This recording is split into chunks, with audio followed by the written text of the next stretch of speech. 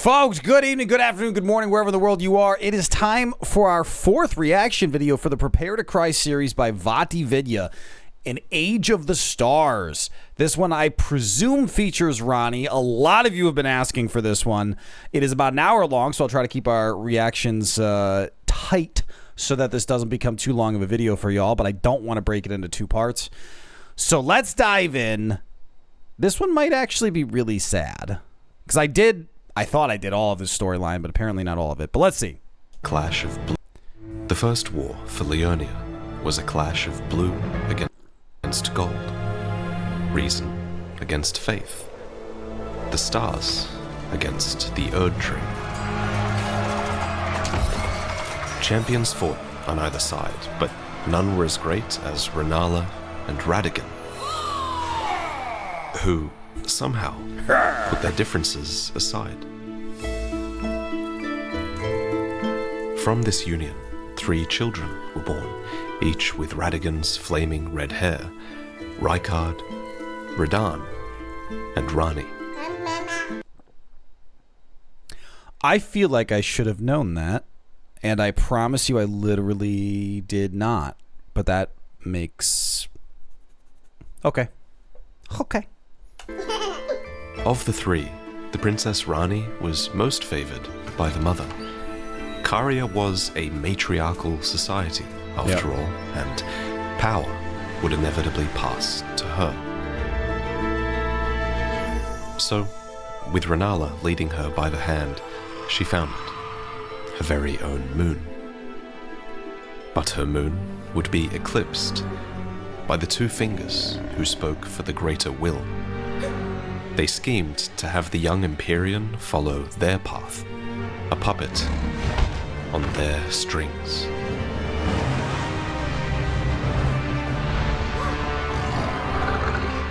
And so they granted her a shadow, a half-wolf named Blythe, given to protect Ranni, all in the name of the greater will. Ostensibly to protect. But it was a mistake, and Ranni and Blythe grew extremely close. So, Ranni grew older, with loyal allies by her side. And, thanks to the greater will, she was never alone.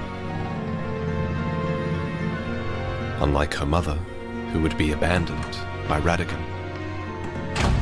Probably because of her ridiculous hat. Like, folks, look, I'm all for let's not have superficial, problems with our significant others. But if Mango Wife wore that hat, like, unironically, like, we're not talking cosplay, like Mango Wife does cosplay.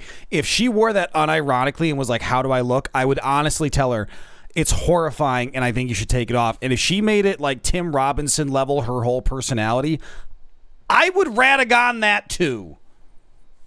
To be fair, Rennala always had that hat and Radagon didn't have a problem with it in the beginning, so I suspect that might not be why.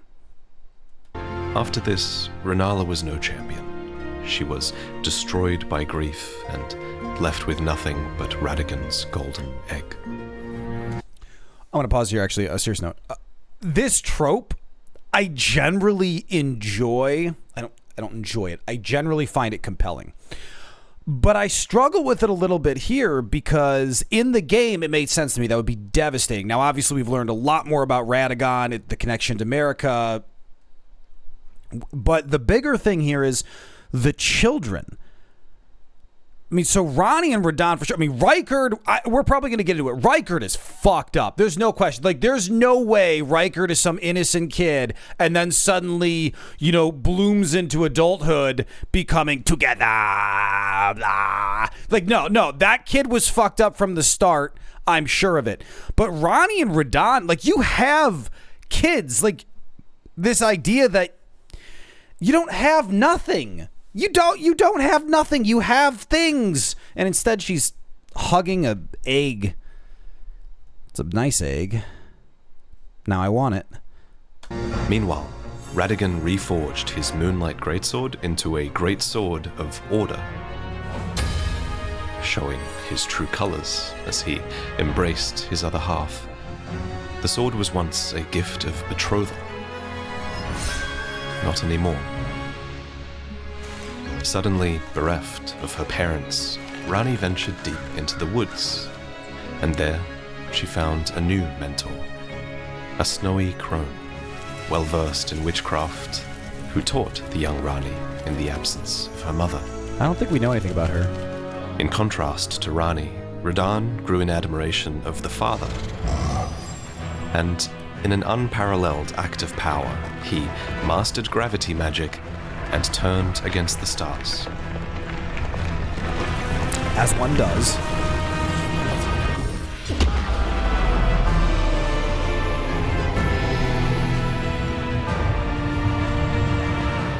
Rykard, on the other hand, writhed and rankled against order, as did Ranni, Such an interesting choice of words. who would not acquiesce. And yet, her body belonged to the Golden Order, for she was a demigod, perhaps even more than she herself knew. So she devised a plot, stealing death and forging it into black blades that could cast away her Empyrean flesh. And so, as order slowly fell apart, she set aside her great rune and left with Blythe and Iji, and was never seen again.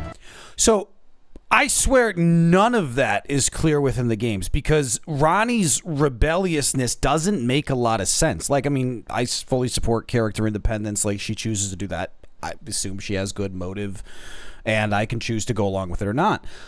But the whole, but the nature of her childhood being basically forced in the position she is by the Golden Order and tethered to it, suddenly this isn't rebelliousness, this is independence.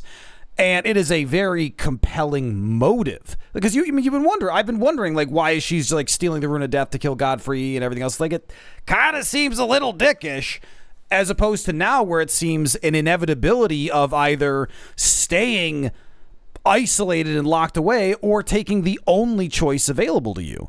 Like, whenever they have a movie or a story or a plot line and they're like, I had no choice, it's 99% of the time like, come on. That's a stupid fucking line. You had a choice. Ranni might actually get to throw out that line without getting a scoff from me. And folks, my scoffs are legendary. Okay, that last one was more of like a dying gasp, but you get the point.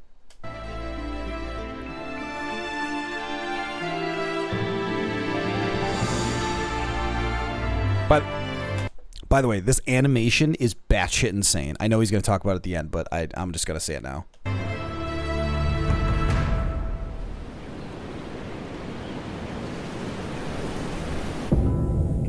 Oh, yes.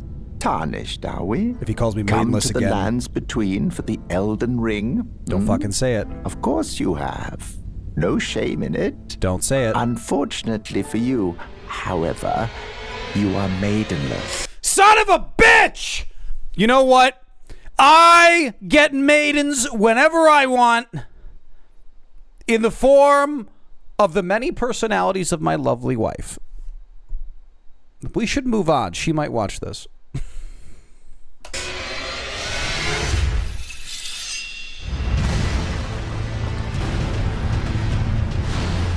God, Elden Ring has such good music. I hate that thing. I hate that thing.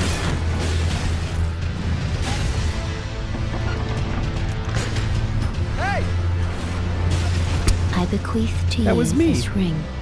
It will summon a spectral steed named Torrent. Thou art of passing skill. Warrior blood must truly run in thy veins, tarnished. Thanks, Margaret.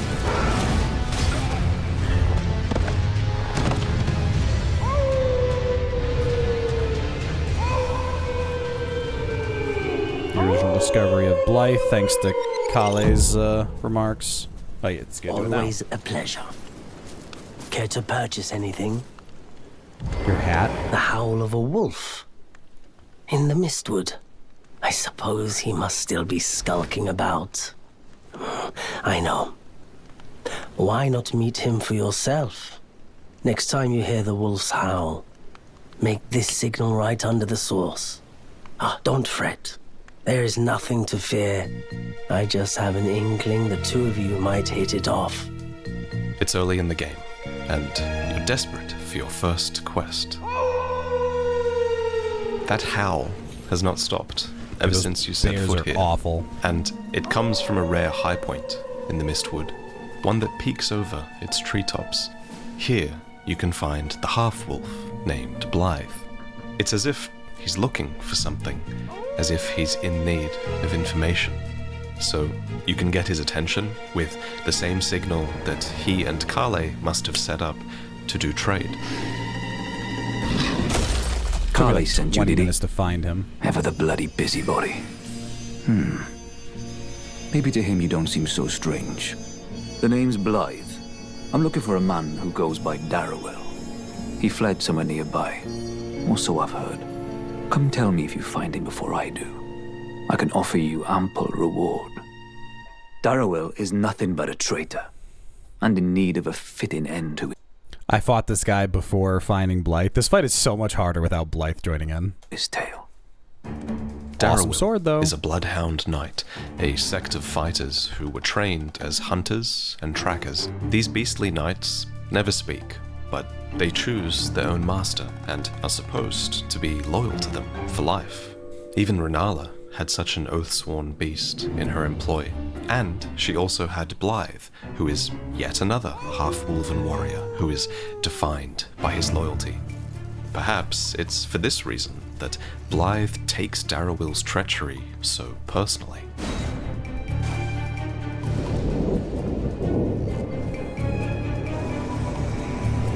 Hey, buddy. Hey! Darrowell. Rotting in a cell is no true justice. No. This is where it ends for you.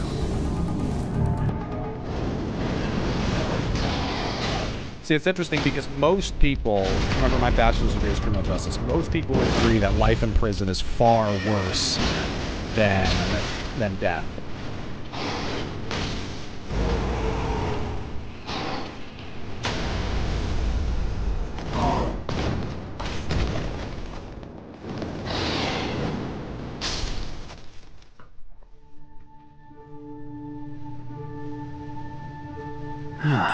Right.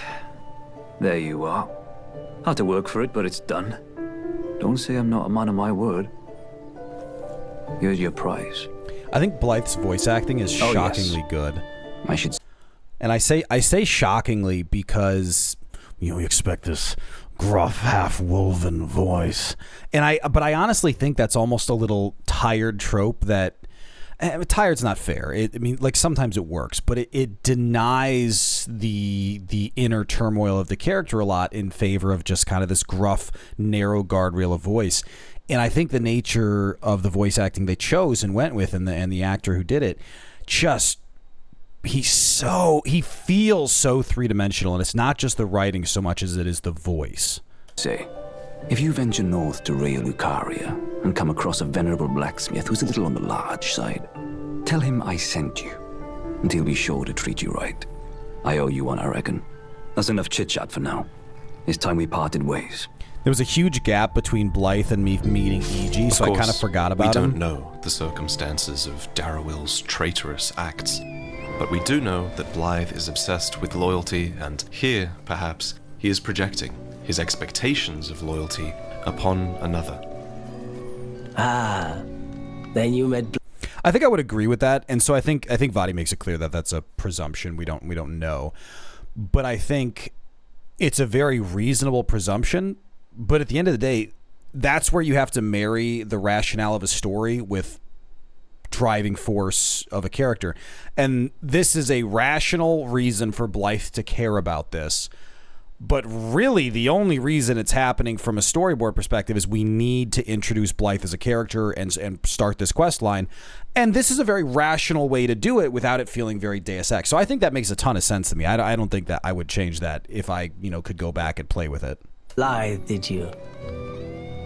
Wonderful. I'm glad I pointed you in his direction. He's boorish, blunt, and couldn't find his nose with both hands.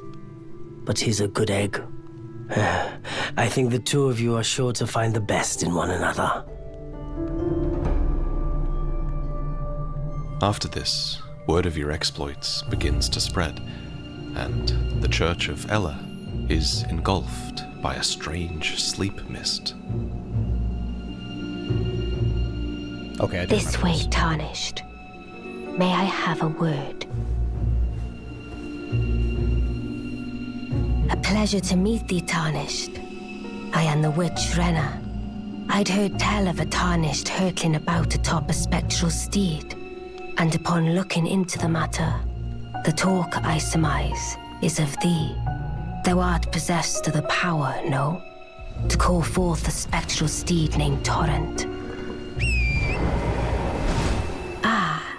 As I had hoped, I was entrusted this for thee by Torrent's former master. 'Tis a bell for calling forth spirits. It took me forever to Summon get this. them with it. From ash and return to the Erdtree, the spirits will obey thine command but briefly, as they recall battles past. Brief rant. Brief rant. Anyone who comes into my comment section and says I'm playing the game wrong because I'm using summons, go fuck yourself. I agree it makes the game easier. On your first blind playthrough, you should just have fun with the game however you want. And if you want to self-impose restrictions after that, go for it. But the whole elitist nonsense of people showing up being like, you haven't made the game hard enough. You're not playing on max weight level 1 with only a small club and one hand. You're not even playing the game right. Okay, sorry. It's been driving me crazy. Now it is thine, to do with as thou wishest. Turns out that's a bit of a trigger for me. Forgive mine intrusion, Tarnished. I doubt we shall again meet. But all the same, learn well the lands between. How long do I will meet it her be, again? I wonder, before the Tarnished tire of obeisance to the two fingers? Yeah, you can already see her sowing the seeds of her. The two fingers. So, long ago, great champions would gather at the round table and listen to the fingers, for they are envoys to the greater will. So and gross. The greater will is widely regarded as the ultimate power in the universe. So the two fingers speak with its language of light, but they are far from benevolent. And it was the two fingers that forsook the Tarnished long ago when their grace was lost, only to welcome them back upon the shattering of the Elden Ring. Now they are wizened, trembling, and bent with age, yet still they shepherd members of the Round Table hold, sharing incantations of light and warmth, but also shadows and silence. They have high hopes for the Tarnished, that even should they be wounded, even should they fall, that they will continue to fight for their duty. But many suspect that the fingers are corrupted, broken, their guidance skewed. For now, Grace leads you to Leonia, known. So it's easy to see why people come to the conclusion that the grace has been corrupted, the fingers have been corrupted. And the reason for that, both from a historical sense, from a fantasy sense, from this game sense, is a lot of faith ties to power. And when the fingers stop doing things, when the fingers stop actually sharing knowledge and information and benefit, you lose over time. More and more people stop believing that they actually have any right to be doing what they're doing, and that's where things slowly start to turn and corrupt. And now Ranni, who's known the whole time they actually are from the Greater Will, they have all this power, has been biding her time, and now that they have fallen silent, now they've done this is when she seizes the opportunity to truly capitalize on their weakness. It's a remarkable display of patience. For its vast forests and ever-present fog. In its north stands the Academy of Raya Lucaria. Fun fact, I just learned the other day the difference between fog and mist. Fog has a visibility of less than a kilometer, and it's a mist if you can see further than a kilometer in it. Well, technically farther, but fun fact. In the east, there is a high road that runs north to south, and the western coast has always been closely associated with Carian royalty, some of whom remain to this day. This is Iji, the carrion blacksmith that Blythe sent you to find. I was 75% sure this guy was going to bonk actually me. did that. Did he? Quite a rare occurrence for such a guarded soul as he. Perhaps he sensed something unusual about you. At any rate, if you're friendly What with armor is Blythe, that? It's really I good. will give you whatever guidance I can and pray for your success. Long ago, trolls like Iji swore an oath to Queen Ranala of Caria and were eventually called into service These guys to are fight in assholes. her war against the Golden Order. Eventually, Caria and Raya Lucaria would join with the Golden Order, only for Radagon to abandon Ranala and then leave Liurnia in this state of civil strife. But again, that was long ago. Brave Tarnished. A word of warning, if you please. This territory once belonged to the Carian royal family. Their manor lies not far beyond this point. When the Raya Lucaria Academy turned on the Carians, the Knights of the Cuckoo descended on this tract. After leveling it, they carried on to the manor. The Carians were taken off guard, but their strength had not waned, and they repelled the Knight's onslaught by conjuring an enchanted snare that remains potent to this day. That is why I say, Tarnished, don't go near the manor unless you wish to lie with the corpses of the heedless Knights of the Cuckoo.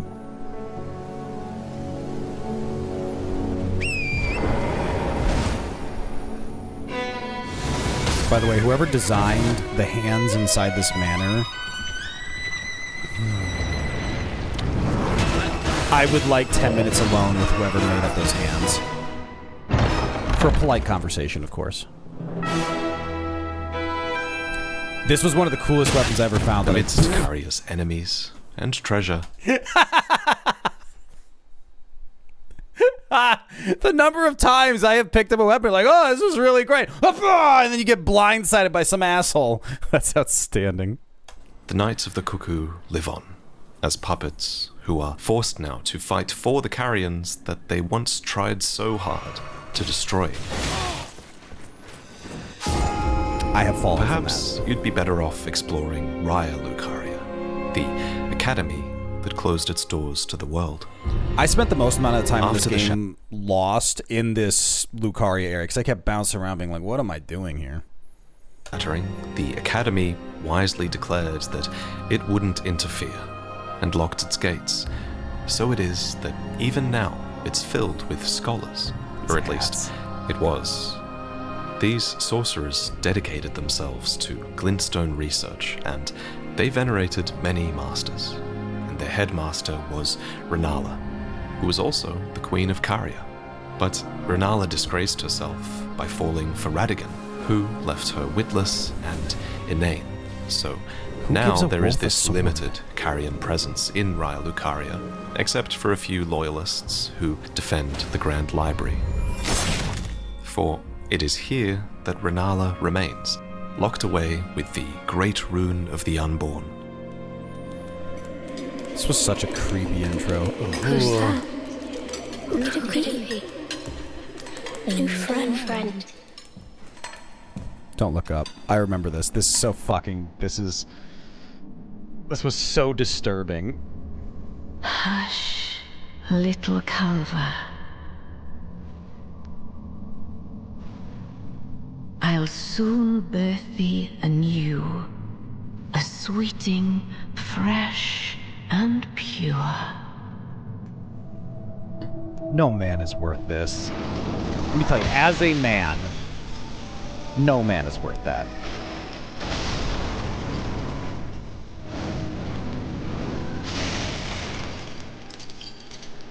Children born anew by Ranala are all frail and short-lived, and Radagon's golden protection can only last so long. Ranala's true defense lies in the golden egg, which is enchanted with a snare.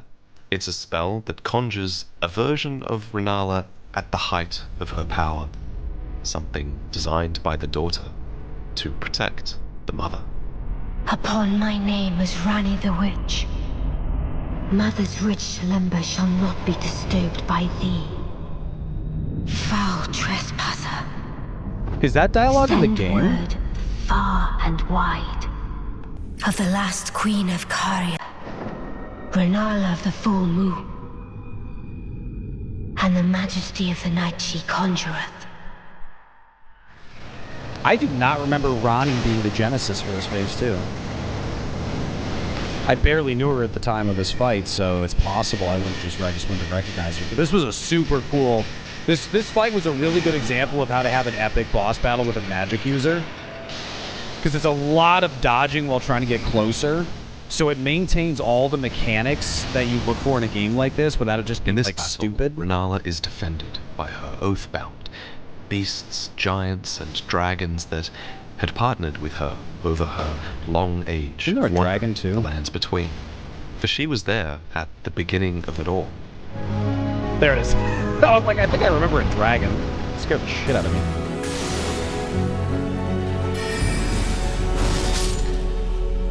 Oh, little Ranni, my dear daughter, weave thy night into being. This was merely a fight against a conjured spirit, and yet those final words seem real. So she did. She did mention Ranni. God, I don't remember that. Back Watch at out for the Caria hand. Manor, Don't go you left. progress towards the Three Sisters, towers that are defended by Adula, who is Ranni's oath-sworn dragon. Adula was once a devourer of sorcerers, until she was bested by Ranni, and subsequently she swore a knightly oath to her dark moon. She flees before we can defeat her. Yeah, but that we'll see confused her me for like again 10 minutes when she before just the end. disappeared. For now, we're granted access to Ranni's rise. Oh, again we cross paths. I believe I said my name was Renna when last we met. It pleaseth me to see Torrent hale and hearty, but tarnished. What business hast thou here? I have no memory of inking thee an invitation. I'm just here to kill No reason in Solubis. particular thou claimest. Intriguing. That would be the best speedrun category. Killing Solubis. What? 15 minutes? I hate that prick. Then mayhaps fate hath steered thee to this reunion. Wilt thou enter into my service? I am the witch Ranni. I stole death long ago, and search now for the dark path, that I might one day upend the whole of it, and rid the world of all that came before. Well, has that roused thy interest? I see. A choice well made. Thou art a rare sword. Not many would have accepted the offer, but I require as much of those under my command. I anticipate good work from thee. Then I ask we proceed with haste. There is in my service a half-wolven warrior by the name of Blythe. I would have thee join him in searching for the hidden treasure of Nokron, the Eternal City. I have called for Blythe to greet thee below. Take from him the particulars. I feel like the more I remember this, the more I kind of see these other perspectives. Ranni has the most rational quest line, because it's not just this, I hate the world, it should all burn. Like, you see a lot of the characters, like even like Rykard, for example, it's just like, how did we get to the point where you just like together?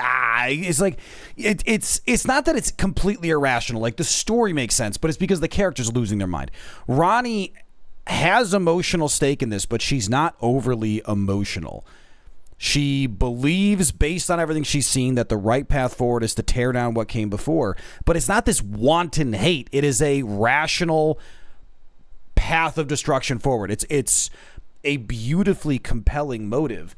that could very easily, in a traditional storyline that has the guardrails of kind of dark and, good and evil kind of thing, could easily make her the predominant protagonist / guider of the protagonist, or could make her the villain, the well-intentioned but evil. And Elden Ring's stratification, it's an ignorance of dichotomies, and instead this presentation of every shade of gray imaginable creates a path forward where the path we choose is not right. It is simply the path that we choose. And it's very interesting. I'm really enjoying this. Long time, friend. Blythe. Have you forgotten? Glad to have you in the service of Mistress Ranni. Took me an hour to find Blythe and Nokron, by the way. Getting right to business. I'm still in Limgrave. The eternal city of Nokron lies somewhere at the bottom of this land. I'm planning to go below through the well in the Mistwood. See if I can't find the road to Nokron from there. Don't keep me waiting, eh? I'd found Nokron long before this. But then when I went looking for him down there, I went like within 5 feet of him and missed him. Eventually, my council of elders and so in chat had to be like, bro, you deep missed below him. the Right earth there. To an ancient civilization that predates any others that are found on the surface. Here, ancestral followers and claymen persist well outside the purview of the Erd Tree. I hate everything about those ancestral bows. These ancient ruins is a newer, still ancient city, Nokron, an eternal city where people of the night were banished to long ago for their treason. But their legacy lives on in E.g., Blythe, Ranni, and now you. This whole place was beautiful. And I loved the lighting the fires to summon the reindeer. Good to see you. That's a weird sound. Apologies, mate, but I don't have much to report. I can see bloody Nokron right above me, but I'm absolutely stumped. I've tried all the gateways, to no avail. Perhaps it's time to ask Celovus. I recall that spiteful little rat acting like he knew something. Stab him. Let's give him a squeeze. Show him just how sharp my teeth are. I jest. I wouldn't go that far. I would. Besides, I should check on some things here. Leave this place to me. You just do what you feel is right. If either of us learns anything, we tell the other. Right?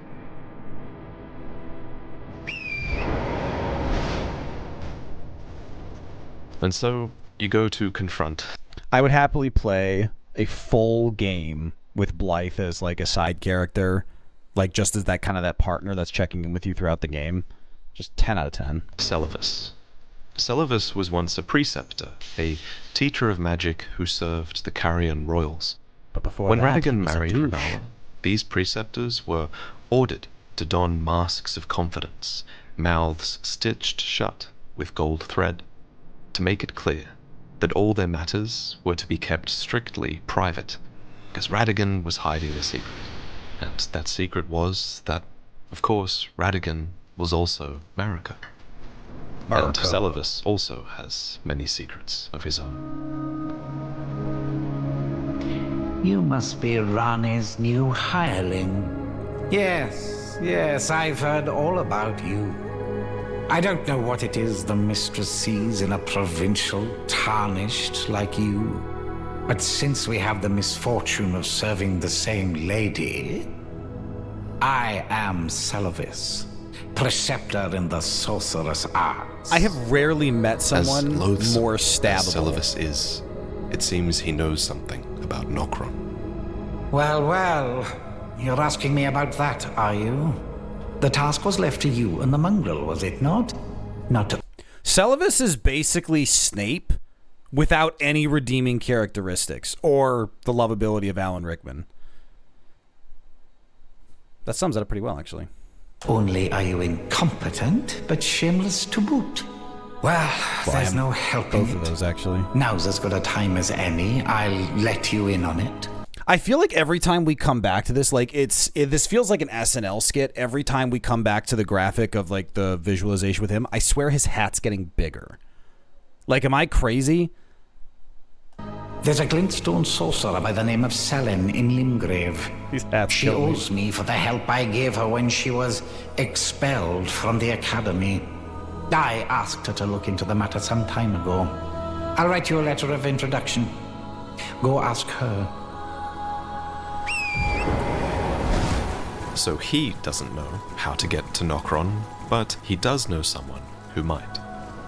Selin was expelled from Raya Lucaria for her research into the primeval current, and among other things, these dark arts taught Selin how to slice open her heart and imbue a primal glintstone with her soul. Yeah, I did that same thing. Selin is still in hiding, but you eventually track her down. I actually found her before what's this left quest of her, line. anyway.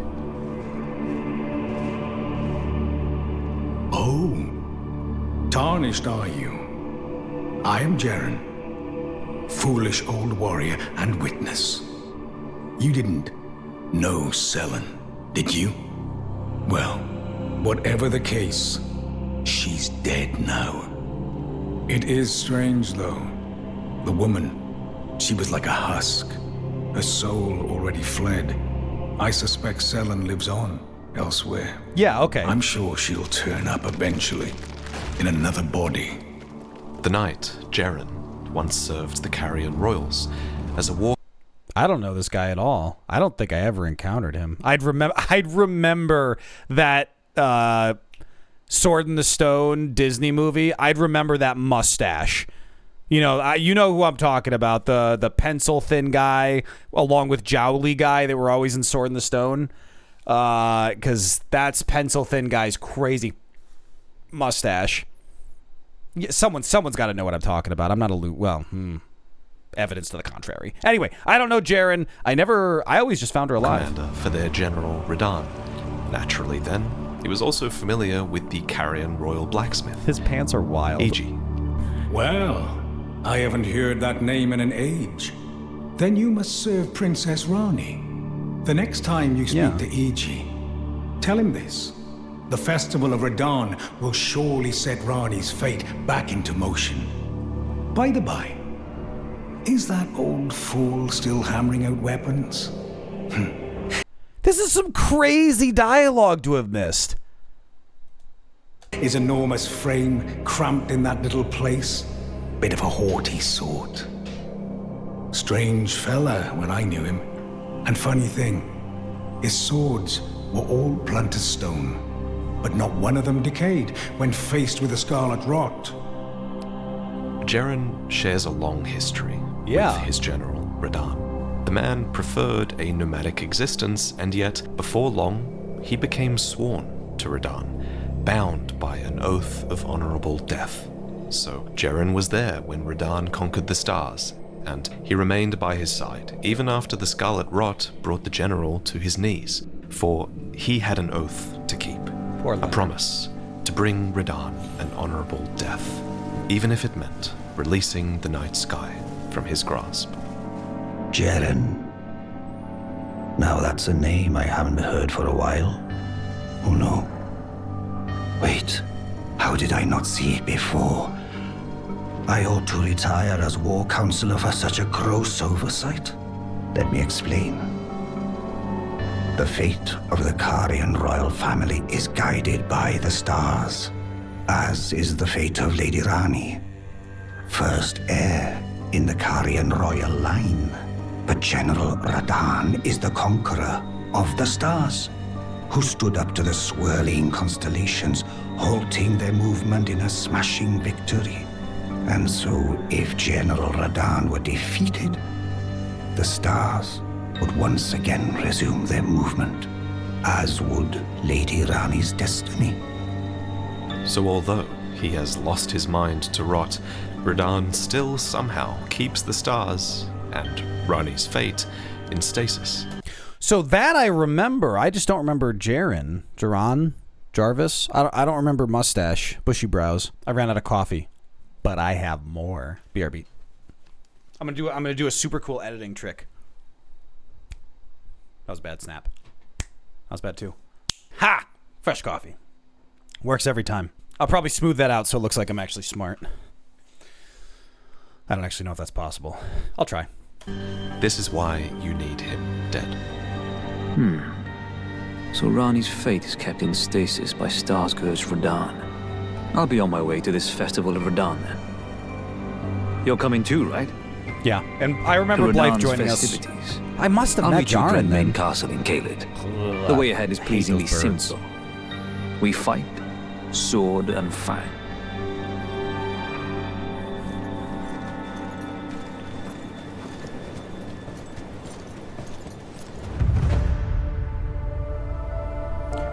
When you do these quests in this streamlined fashion, it makes it seem way more there you coherent. Took your sweet time. Yeah, it was like 20 hours before I got here. The players are all made up and waiting for the curtain. Let's give them a show to remember. Wait, was Jaren the guy I talked to up at the top to get this whole thing started?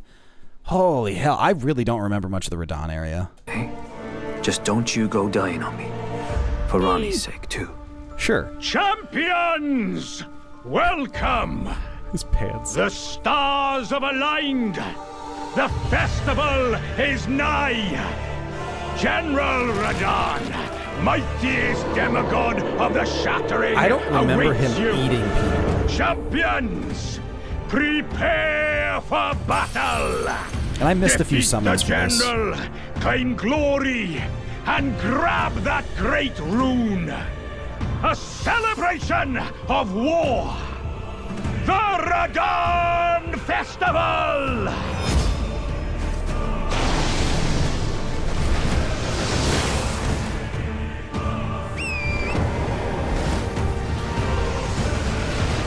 So this might piss a few people off. This actually only took me 2 attempts. So the first time I phased him, nearly killed him, and then the second time I killed him. And I wasn't particularly over leveled, it just wasn't that hard a fight for me. I don't know how much of it was luck or what, but chat was pretty pissed at the time. Dude, look at Leonard under him. The graphics for Leonard look insane. God, I remember that attack though.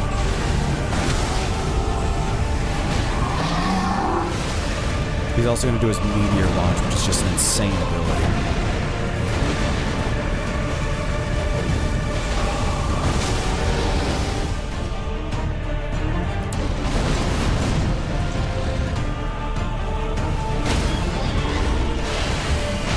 Just really good animation.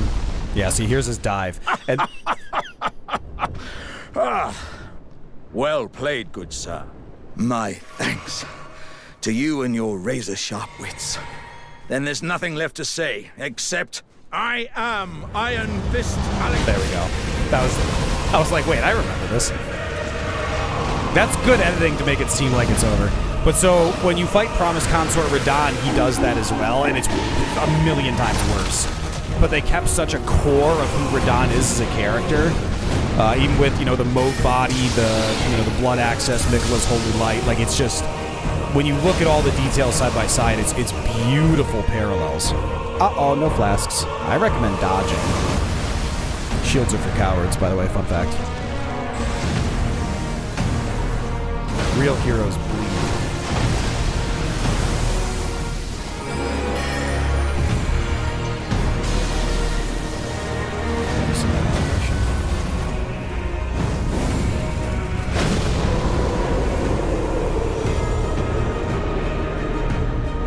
We can't really be certain why Radahn was holding back the stars. Was it to defend his home? Or was it on behalf of the Golden Order? Or did he simply have something to prove? Whatever the case, with his death, Ranni's fate is immediately freed from stasis, and a falling star tears through the earth in Limgrave, opening a direct path for her and you to Nokron. Right. Ah, good. This. I was waiting for you. Oh, what a sick way to fight, eh? The glory of the clash is shared by Radahn and you. And did you see that afterwards? A falling star right before our eyes. I can't fathom how Radahn was holding back something of that scale. He was a living legend if ever I saw one. And the path has now been cleared. To Nokron, where Ranni's fate will be decided. Let's meet where the falling star bit the earth. we'll take up our swords once more for Mistress Ranni.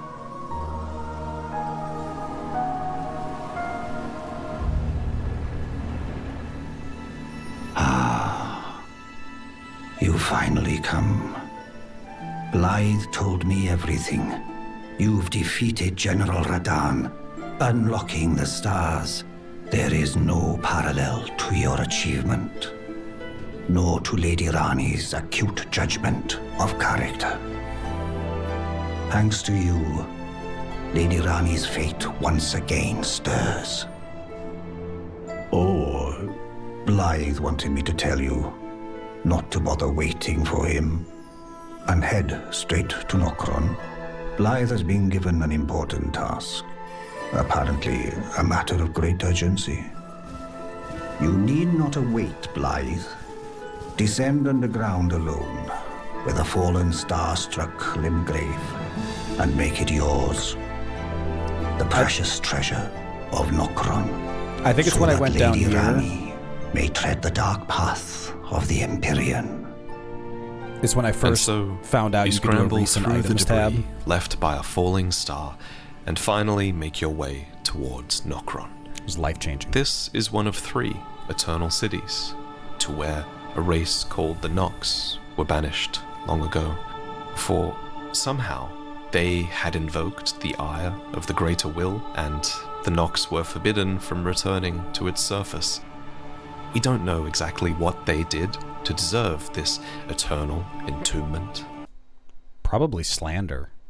What if it was libel? But it probably had to do with a weapon.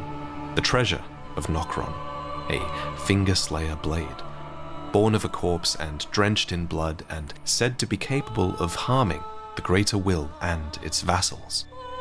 So it was that the Nox became nothing more than another civilization that had lost its fate, sharing their ruins with Silvertears, listless treasure hunters, and the songs of the ancestral followers. This is Nokron. This is where the Mimic Tier was, isn't it? The graphics for like the stars, just beautiful. Like the architecture's great, but it's this background, this majesty that was just outstanding. Especially since like you're in a cavern, like theoretically there should be no sky, which makes it all the more beautiful.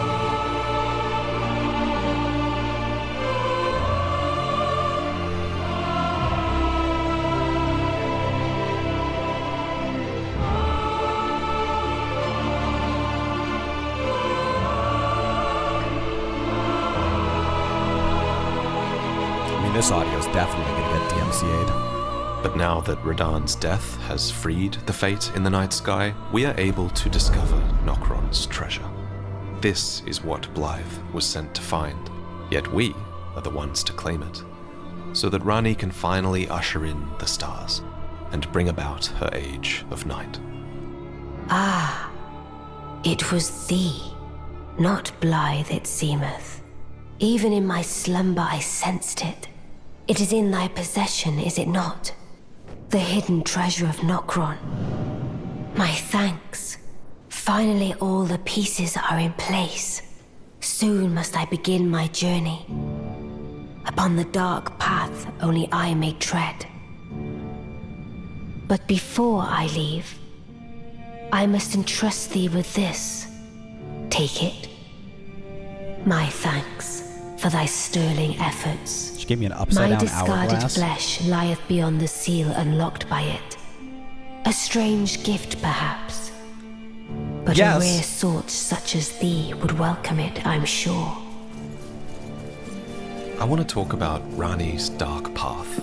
She had to do some pretty terrible things to get here.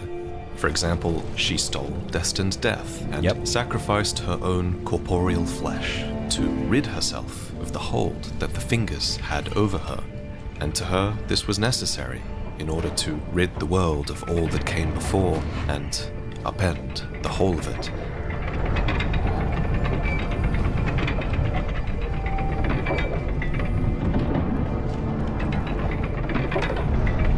But her sacrifice wasn't all that was required. for Destin's death demanded a body and a soul. So another demigod was very carefully selected, and she chose Godwyn the Golden. By killing him, Ranni could at once shed her body and strike a terrible blow to the Golden Order as well, ridding them of Godwyn the Golden, who was probably the very best of them. We all know what happens to Godwyn, so you have to ask, does Ranni's end justify the means? I am certain now. Fate steered us to our first encounter. I must thank Torrent too for his part. Oh, there you are. Good of you to drop by. Have you heard? Lady Ranni has departed on her journey along the dark path of the Empyrean, from Renna's Rise, as she calls it. It would not have been possible without you. As Lady Ranni's war counselor, and moreover, her childhood warden, I express my deepest gratitude. You and only you were Lady Ranni's true champion. My purpose is nearing its end. I've served Lady Ranni for as long as I can remember. It has been a long and wondrous journey. Now Lady Ranni is in your hands. I pray that you serve her well, unto the very end. I feel like there was always supposed to be a final. So we dialogue decide to take the portal at Renna's Rise. This tower is likely named after the snowy crone that taught Ranni her sorcery. Ranni modeled her doll after that mentor. That makes sense. And Ranni and the doll that she inhabits are busy somewhere on the other side of this portal, which leads to the Ainsel River, which flows underneath Liurnia, underneath the Moonlight Plateau. Yeah. Here you find a miniature doll, a tiny replica of Ranni that she likely devised so that she could advance unseen. So I've been waiting for this explanation because I got yelled at by this doll and I still don't understand why. In this place, for her two fingers are close, and their baleful shadows are even closer, prowling, looking for trespassers, looking for her. Oh, a dogged fellow, aren't we? Or is it merely thy habit to talk to dolls? Fine. Fine. I hadn't expected any soul to recognize me in this guise. But now the cat is out the bag. I cannot allow thee thy freedoms. Perform for me a service as recompense. Eliminate the baleful shadows which prowl these lands. The name of Ranni the Witch is already sullied by thee. I will not brook disobedience in this matter. So Ranni is here, trying to get close to her fingers so that she can kill them and finally finish what she started long ago. Even without Ranni's body to puppeteer, her two fingers still command great power. Remember, these are the mouthpieces of the greater will. They conjure great light, and so, naturally, also have the power to cast living shadows. The baleful shadows are one such example, and the shadows of the Empyrean are another. But even the two fingers are capable of erring in their judgment. Let us speak of the past a while. I was once an Empyrean, of the demigods.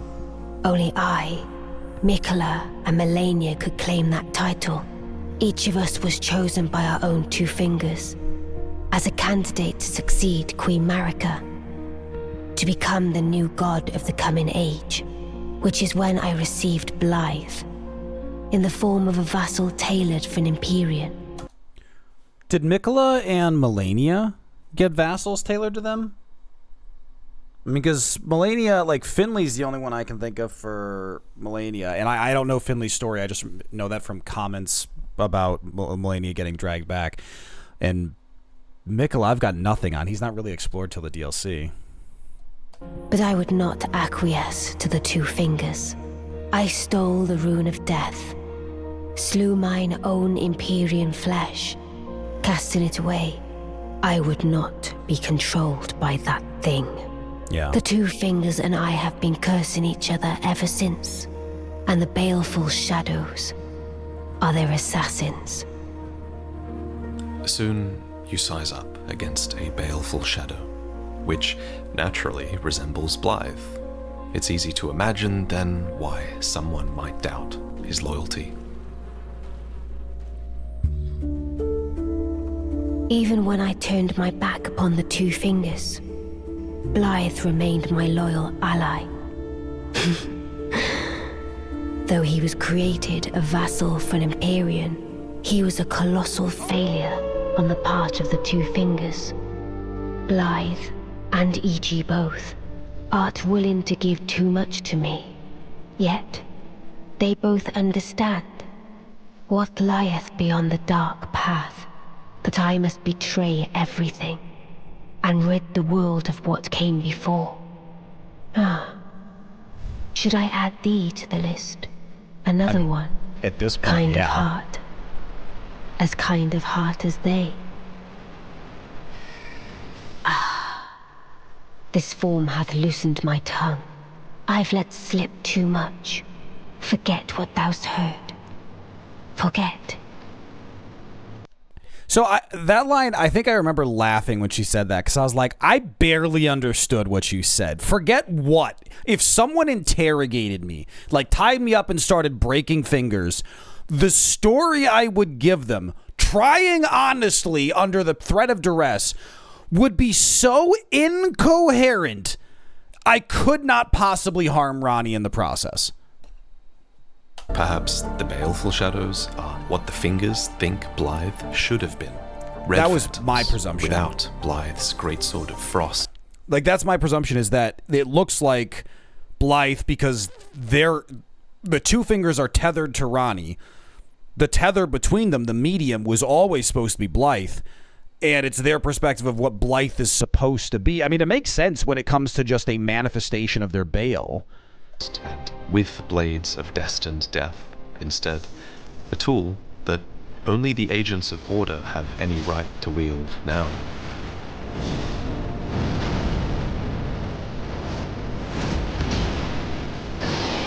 Uh-oh. Oh! Rude.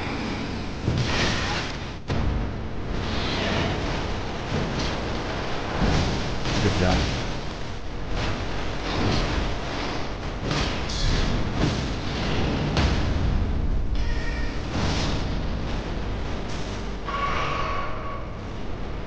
It's a sweet sickle.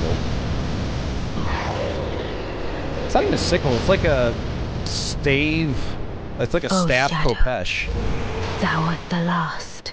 Tell the Two Fingers that Ranni the Witch cometh to rend thy flesh with a fateful wound, ne'er to heal.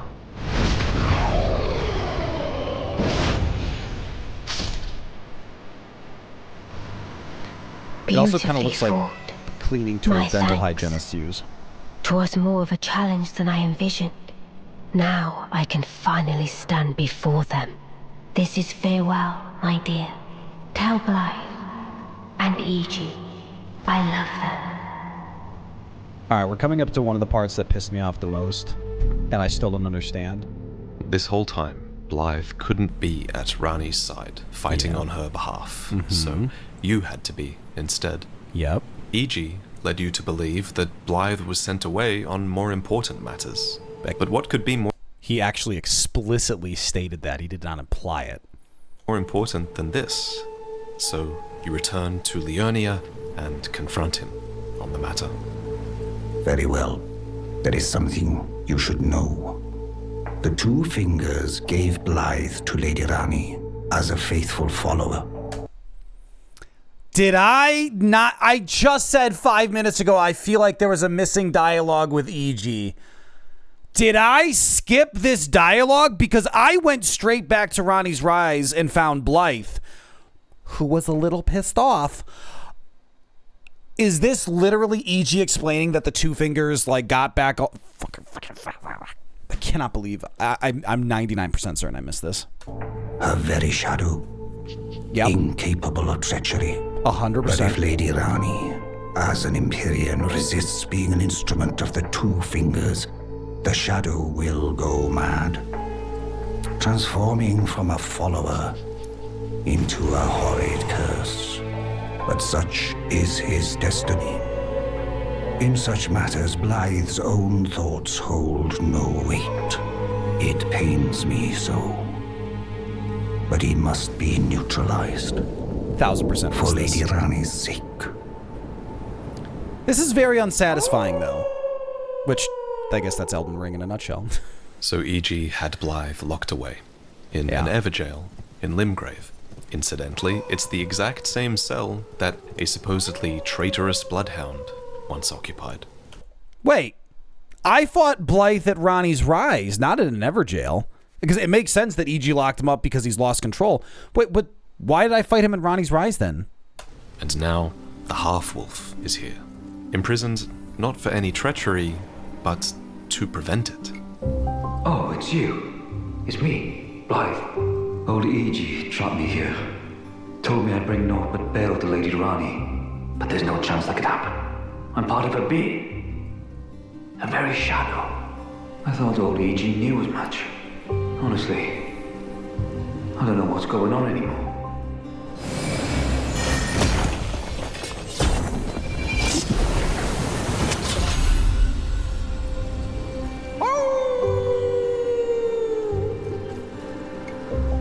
My thanks, friend. I'm going to see Mistress Ranni now. I don't know what came over old E.G., but even if the odds are slim, I need to check the mistress is safe. Now. So I didn't talk to E.G., didn't go to the Everjail, but skipped ahead to where Blythe is at Ranni's Rise, presumably to check on her, and then loses his shit. I spent 3 minutes dodging Blythe, trying to figure out if he would just calm down, because I didn't want to kill him, because I'm surprised. That's so crazy to me. He shouldn't have spawned at Ranni's Rise until we talked to E.G., then went to the Everjail. That's crazy. Ranni can finally set in motion the fight against her fate she's dreamt of for so long. As you can see, Blythe is still in control. Yeah. Even as the Two Fingers are nearing their death at the hands of Ranni. Yet Blythe remains this living contradiction, forced to be loyal to two parties who are at complete odds with one another. E.G. believes that this should drive him mad, especially this close to the end, at the final stage of Ranni's ultimate betrayal, but it hasn't. According to Carian tradition, the Princess of Caria is supposed to give a ring and sword to her chosen consort.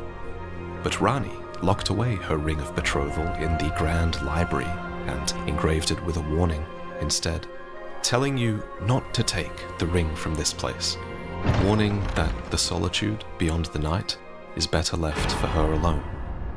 But you ignore her and follow doggedly in her path. I did not ignore her.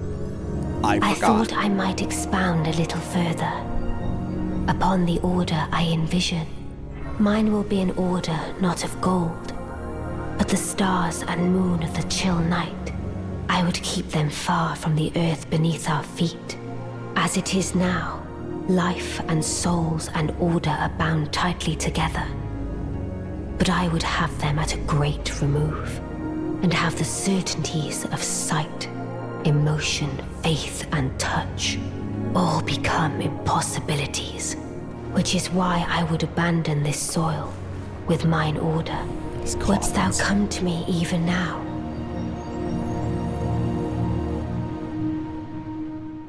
I can never say no to someone who says, "Wouldst thou come?" Essentially, Ranni's order would be one that is largely removed from the world. The goddess that spearheads it would be unreachable. She would not accept the love of the masses, their worship, their offerings, none of it. This differs greatly from Marika's Golden Order, which demanded veneration. Yeah. It wiped out other ideologies, it grafted those it couldn't wipe out onto itself, Check out and those gave toes. the world absolute evils to contend with, all with Marika as its figurehead.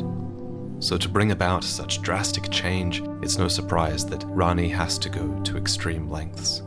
To become her lord, you have to find your own way to the Moonlight Plateau, past a malformed star, ring of betrothal in hand, to a place defended by Ranni's oath-sworn dragon, the Cathedral of Manus Celis. The word Celis means heavenly, but the word Manus means of the hand. So you learn that it's here that Ranni's own heavenly hand had settled, two fingers that brazenly lurk underneath the cathedral named after them, two fingers that know there is no weapon that could kill them. It's clever. Except for the Fingerslayer Blade, the legacy of the eternal city of Nokron, which was finally put to use by Ranni herself.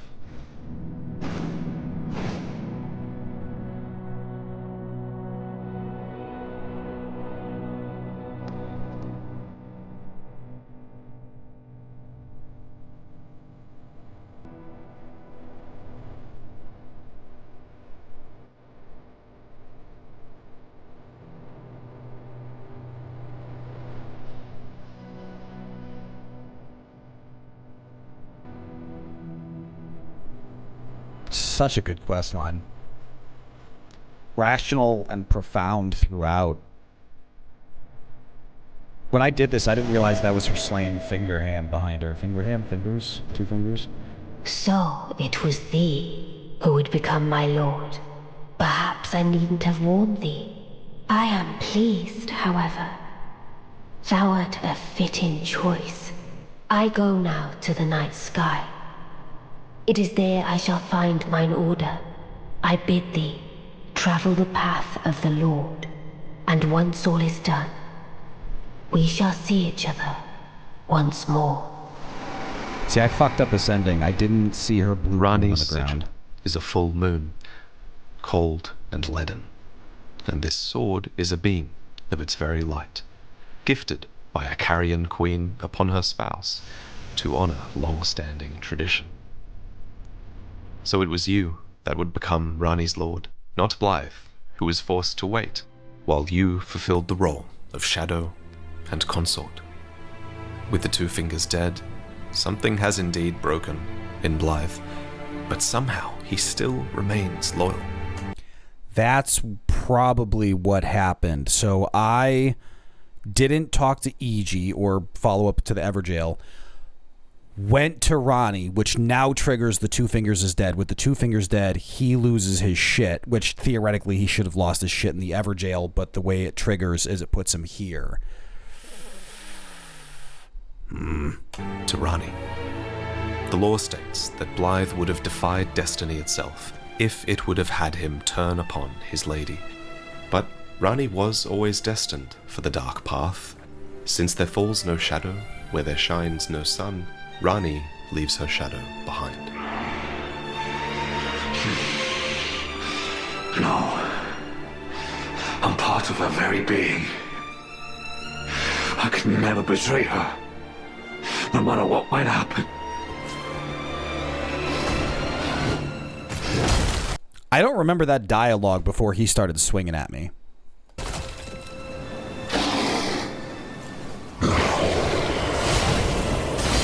I dodged that person. That first person view is insane cinematography. That's like 80% of the blood in my body, by the way.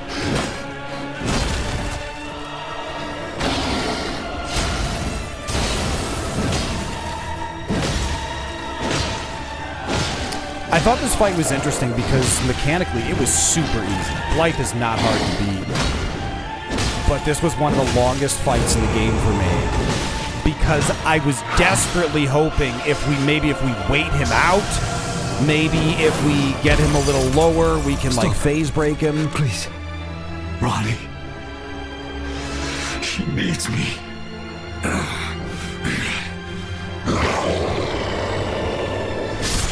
Having to put Blythe down reminded me how much I fucking hate Old Yeller. Spoiler alert.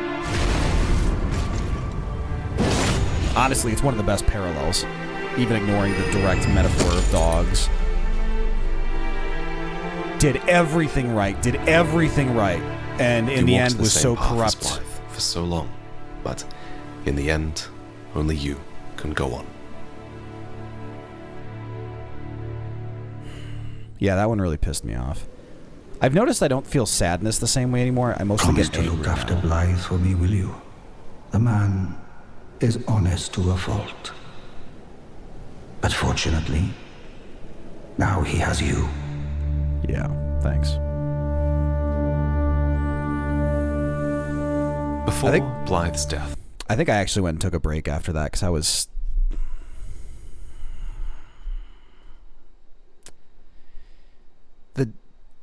What it takes to define good story when it comes to things like this, because there's always that balance of feeling like you have agency. So I remember thinking, like, why wasn't there a quest? Why couldn't there be some way for me to save him?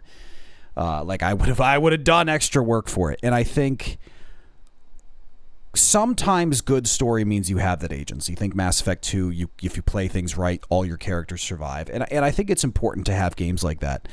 But games like this where the story is so deep, so engaging, so riveting, so varied, as long as you can rationally explain that, look, this was never in your hands. Like, this was always the way it was going to go. Ranni knew it. Blythe probably knew it. This was always the way it was going to be. And I think when the game gives you that license to free you from the notion that you had anything to do with this, that you were ever in a position to save them, you can appreciate the tremendous grief and sadness that comes with the loss without attaching this defensiveness, this self-blame, this resentment towards the story for not letting you protect it. Because there was never anything you could do. And it's such a hard line to walk and not, fall off either side. I mean, that all being said, fuck you, but I get it. He was attacked by a group of black knives. It's impossible to know who sent them or why they acted as they did, but if they've gone after Blythe, then it follows that their next target would be E.G. Fuck me, I think I fucked up the story. Unthinkable. How could Blythe? How did he break free from his cell? No. More importantly, Blythe became a curse that plagued Lady Ranni. Yet even in madness, gave himself to her. I've made a grave misjudgment. And I thought myself a capable war counselor. I'll catch up with you soon enough, Blythe. When I do, I only hope you'll accept my apology.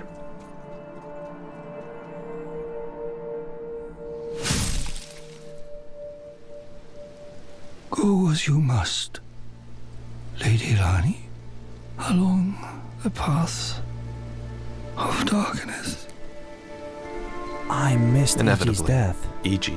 dies fighting as well, destined to catch up with Blythe in death, as you escape the consequences and continue along the path to Elden Lord. Escaping the consequences is a great line, but it also showcases, I think, a beautiful part of story is, it reminds me of Full Metal Alchemist Brotherhood. Hughes' death. I am terribly sorry if that's a spoiler, but holy shit, folks, it's been like 20 years. But, so it happens, episode 8, 18, something like that. Edward doesn't find out until 30. And because he's been off, he's been doing these things, and it's so beautiful to come back. It's horrible, but it's beautiful to come back and have all these characters who have already fully processed this awful tragedy and watch them have to go, oh no.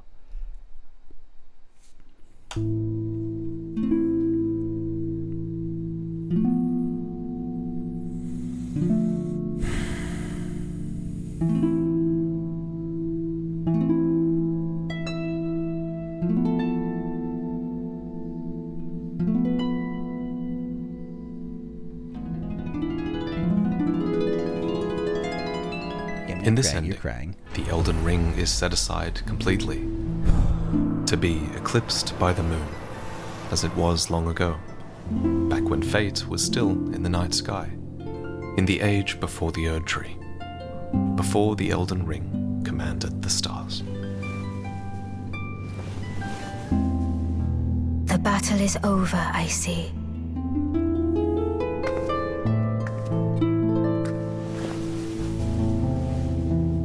Yeah, see, I missed her blue rune on the ground. It is probably, I swear, I must have, if it was there, I just missed it and I'm an idiot, or if it wasn't there, I missed like one final dialogue with EG or something.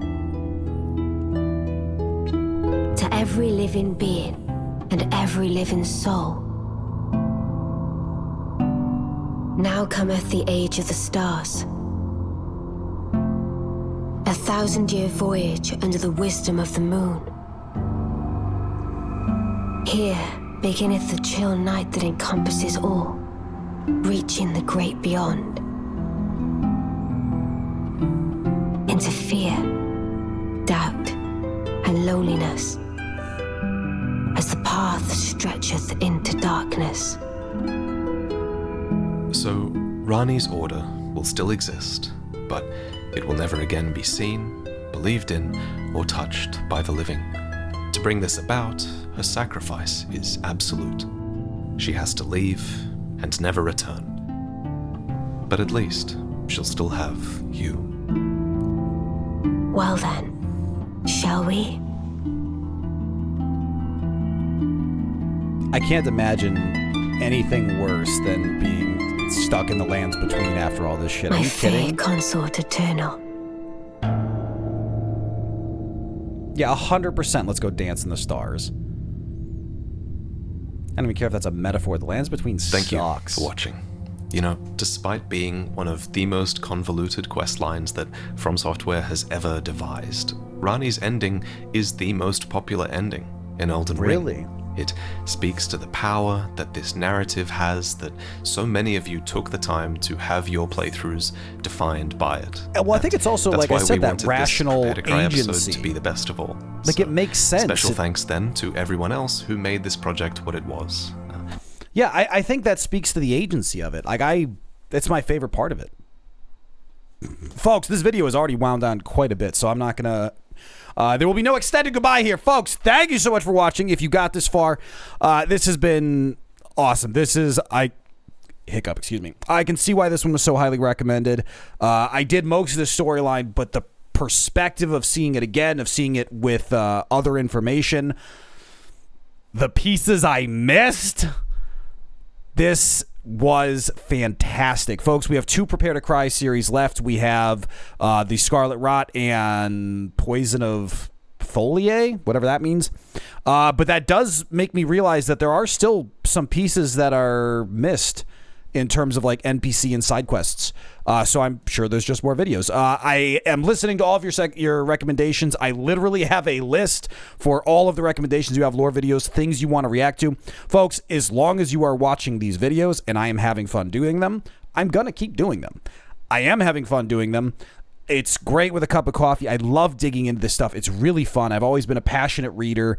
This is really fun for me. So if you're enjoying them, if you're watching them, folks, I'm going to keep doing this. My plan is to do 5 of these videos a week. Every weekday morning after the gym, I sit down with my cup of coffee. I watch one of these videos, and then I post it to post that night around 9 p.m. UK time. And I'll keep doing it. So, folks, if you're enjoying these, keep watching them. Make sure to check out my other videos. Sekiro starts today. Folks, if you're watching this right, like if you're listening to these words coming out of my mouth, Sekiro just finished its first stream today because this will post at 9 tonight. So you want to catch Sekiro, make sure to come to the rest of them. You can find me on the Purple app. You can find me on YouTube. It is all there, and I'm really looking forward to it. And it's my understanding there's a whole bunch of lore I have to learn for that, too. Oh, it's this rap. Why, oh, why didn't I take the blue pill? Folks, have a wonderful rest of your day. I will see you all tomorrow.